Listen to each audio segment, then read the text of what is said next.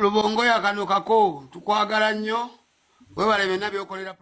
Omuyimbi King Saha atendereza Louise Lobongoya byengenda okubeera nga nkutuusaako anti munnange olunaku olwaleero babadde wali mu kigo prison okubeera nga babadde bagenze munnange ate n'omukulu Bobi Wine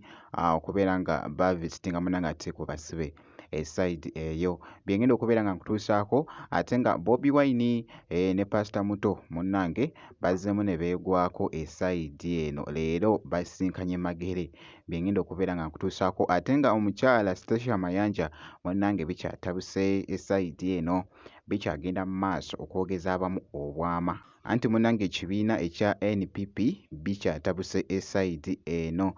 byengenda okubeera nga nkutuusaako naye nno kansukwe nkutegeezeeko nti nno wali omwana mulenzi munnange ate King Saha anti jjukira nti nno olunaku olwaleero eside eno babadde nga bagenze wali okuvisitinga abasibe nga Madubala kw'ossa n'abalala eside eyo wali atendereza omukulu munnange ate Louise nti nno abaddeyoko naye nga abasibe bali mu kusiima munnange omukulu oyo SG nti nno atera nnyo okubeera nga abaceekingako munnange eside eyo bambi nga bw'owulira King Saha nga bw'abadde agamba mu katambi awo. Lubongo yakanukako tukwagala nnyo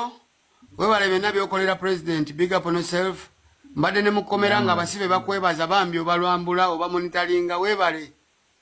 ne ligo tiimu yonna nga wemukola mwebale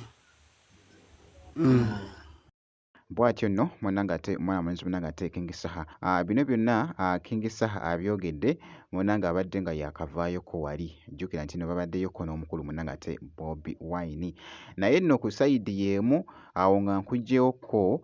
wali omukulu Bobi Wine kw'ossa ate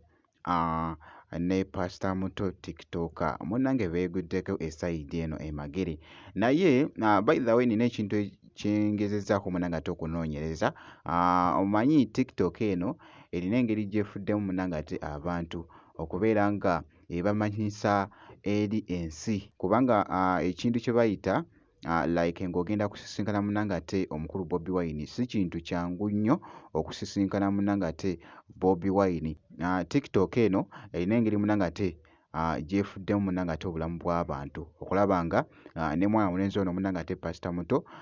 nga asisinkana munnange ate omukulu Bobi Wine jjukira nti nno omwana mulenzi oyo nga bw'omulaba akola content eyo gw'akola abeera nga pastor munnange jjukira nti era ku sayidi y'emu nga nkozezzaako emabega yasabirako era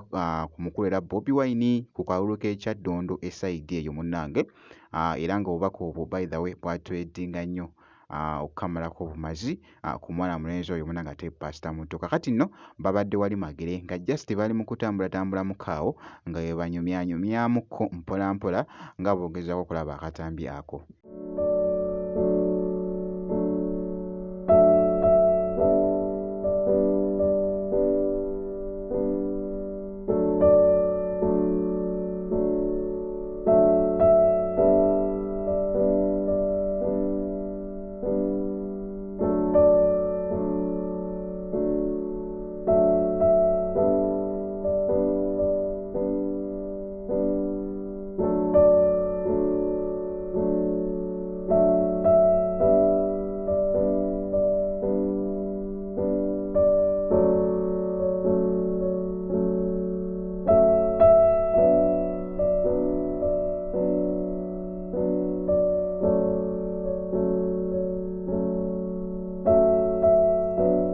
byebyo nno munnange ate ebikyagenda mu maaso esayidi eyo ate nga ku sayidi y'emu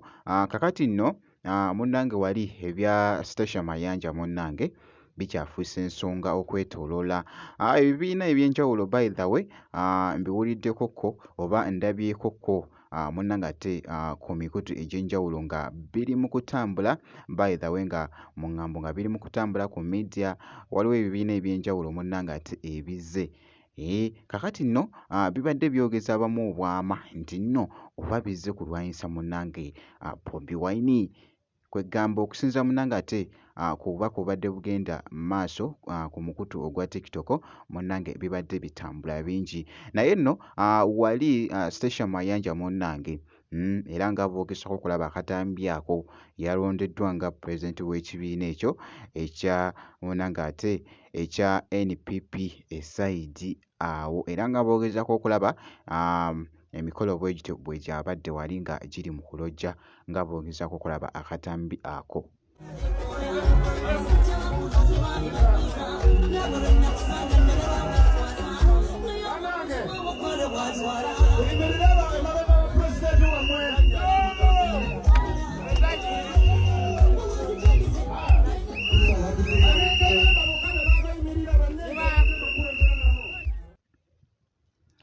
Byebyo nno munnanga ate bikyagenda mu maaso era nga wali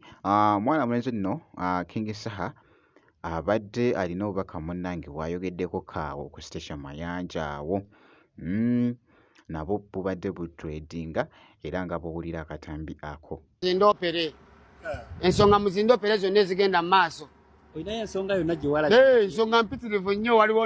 omuwala ayagala okwesimbawo